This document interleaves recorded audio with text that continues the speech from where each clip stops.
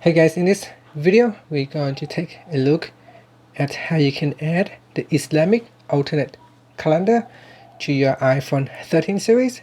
First, let's go back to your home screen by swiping up at the bottom of the screen. And on the home screen, tap on Settings. In Settings, we go down and tap on Calendar. And in Calendar, we go down again and we're going to tap on Alternate Calendars. In here, we're going to choose Islamic. And then after that, swipe up to go back to the home screen. On your home screen, open up the calendar app, and in here you can see underneath will be the Islamic calendar, and at the top will be the standard calendar on the iPhone 13 series.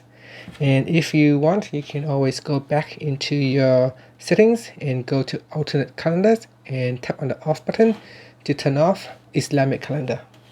And that's it. Thank you for watching this video.